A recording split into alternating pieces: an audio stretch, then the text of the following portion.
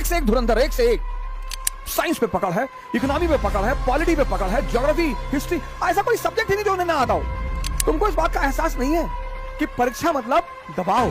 बड़े सारे युवा मुझसे कहते हैं तैयारी शुरू करना है, कहां से शुरू करें, आप गाइडेंस दे दें, किताब बता दीजिए। क्या करोगे किताब जानकर जब तुम्हें क्लास में कुछ समझ में नहीं है? तुम लिखोगे सिर्फ बैठकर।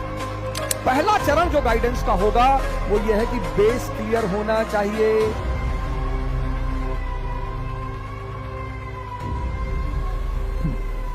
जय हिंद फ्रेंड्स। जितने भी महान लोग हैं, शाही लोग हैं, एरिस्टोक्रेसी है, वो बिना प्लान के कुछ भी नहीं करती। आम आदमी किसके भरोसे है? भाग्य के।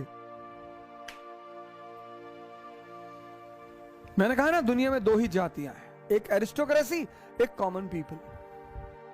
बड़े सारे युवा मुझसे कहते हैं तैयारी शुरू करना है, कहां से शुरू करें, आप गाइडेंस दे दें।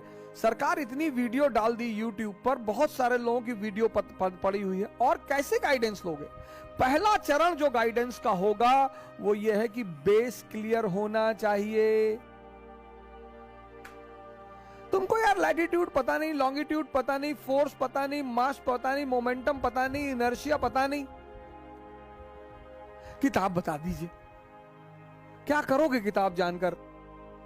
आईएएस की तैयारी का जो पहला चरण है, हर वो व्यक्ति जो आईएएस की तैयारी करना चाहता है, उसे पहली चीज जो स्पष्ट करनी है कि उसका आधार मजबूत है कि नहीं।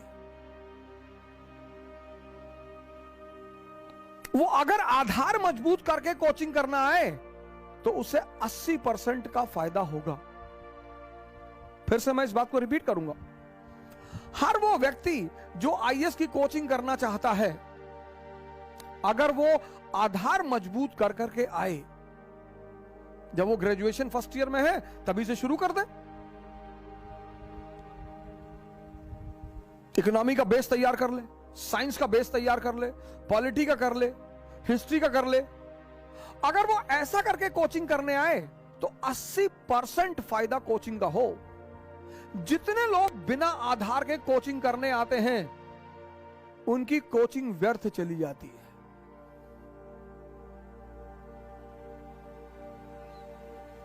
अब मैं जिसको एनसीईआरटी क्लास 10th की नहीं पकड़ में आई, सरकार और उसके अंग, ऑर्गन्स ऑफ द गवर्नमेंट, वो जो टीचर डीडी बसु पढ़ के पढ़ा रहा है, उससे तुम क्या कनेक्ट करोगे क्लास में?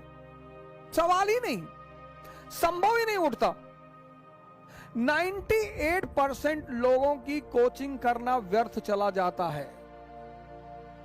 इसलिए आपके घर में कोई भी अगर तैयारी करने का विचार बना रहा है तो उसको ग्रेजुएशन के प्रथम वर्ष से ही बेस बनाने के लिए कहें। बस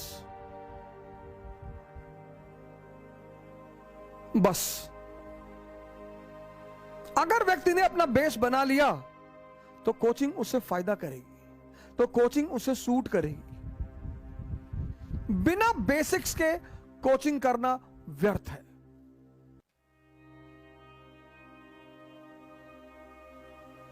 जब तुम क्लास में कनेक्ट नहीं कर पाओगे, घर में होमवर्क नहीं कर पाओगे। जब तुम्हें क्लास में कुछ समझ में नहीं आए, तुम लिखोगे सिर्फ बैठकर, घर में होमवर्क नहीं कर पाओगे। घर में होमवर्क नहीं कर पाओगे, कंसोलिडेट नहीं होगा।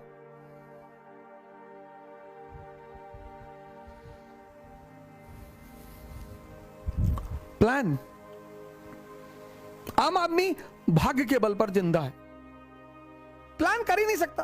और अगर उससे कहे तो भैया प्लान कर लो, अरे क्या प्लान कर ले, मान लो कल कयामत आ जाए तो। उसके अपने बहाने हैं, उसके अपने एक्सक्यूज है कि प्लानिंग से क्या होता है। मायावती जी इतने गरीब घर में पैदा हुई, भगवान की महिमा थी। तो हाँ, भगवान की महिमा थी, उससे मैं कहां कह रहा हूं। इस दौर में मैं तो ये तो जानता ही हूं सर कि संकट का कोई भी दौर हो, जैसे एग्जाम देने ही बच्चे जा रहे हैं, उसी समय सिर्फ माँ बाप इतना बोल दें कि जाओ तुम फाड़ दोगे। कुछ माँ बाप तो अंतिम तक दरवाजे तक जाते हैं कि गलती हो गई काट डालेंगे। क्या कर रहे हो? तुमको इस बात का एहसास नहीं है कि परीक्षा मतलब दबाव। हर माँ बाप को एक बात, हर व्यक्ति को, हर टीचर को, हर माँ बाप को एक बात स्पष्ट होनी चाहिए, परीक्षा मतलब दबाव।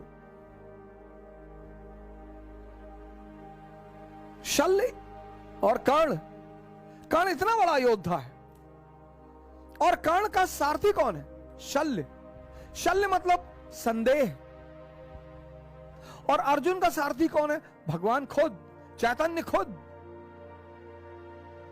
यह बड़ी जबरदस्त पिक्चराइजेशन है महाभारत की। ऐसे ही दुनिया में दो तरह के लोग हैं, बड़े काबिल लोग, लेकिन जिंदगी में कुछ नहीं कर पाते। ये दोनों जो एग्जाम्पल है महाभारत के सर, एक तरफ अर्जुन, अर्जुन का सारथी कौन? कृष्ण। कृष्ण मतलब चैतन्य, आपकी कॉन्शियस, जो कभी आपको डिप्रेस कर ही नहीं सकती।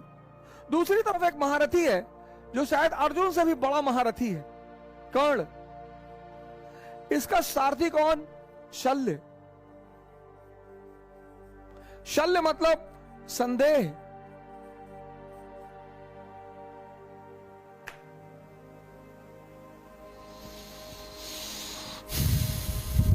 जीत में, अब ये मैसेज वाली बात है सर। अगर इन कहानियों से भी आपको संदेश नहीं मिलता तो इन कहानियों को पढ़ने का कोई फायदा ही नहीं है सर। इन कहानियों को जानने का कोई औचित्य ही नहीं है सर। हम सब, कर्ण ज्यादा बड़ा महारथी है, ऐसे मैंने अपने जीवन में देखा। अपने बड़े सारे मित्रों को देखा, बड़े सारे ऐसे लोगों को देखा जो बहुत बड़े उदाहरण थे। विनोद कांबली, विनोद कांबली का जब क्रिकेट कैरियर शुरू हुआ तो जो क्रिकेट के पंडित थे उन्होंने तो बड़ी बड़ी भविष्यवाणियां कर रखी थी। मैंने यूपीएससी की परीक्षा में देखा, एक से एक धुरंधर, कुछ कर ही नहीं पाए। एक से एक धुरंधर, एक से एक।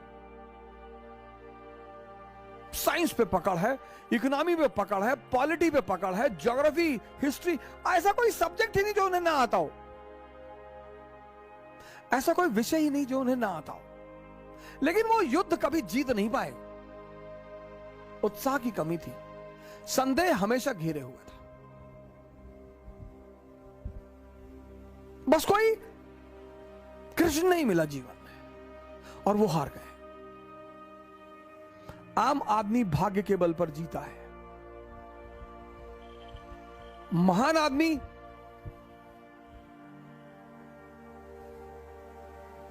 कल किसी को नहीं पता, आज पता है ना। इसलिए मैं हर व्यक्ति से कहता हूं कि आप डायरी अपने पास जरूर रखें अगर आप महत्वाकांक्षी हैं। और सुबह जैसे उठें, दो चीज आपके बगल में होनी चाहिए। एक धार्मिक ग्रंथ, आप जिस भी धर्म के हैं। न्यूज़पेपर सुबह उठकर कतई ना पढ़ें। हिंदुस्तानी न्यूज़पेपर मतलब जहर। सुबह उठते ही सारी नेगेटिव खबर अंदर चली जाती है।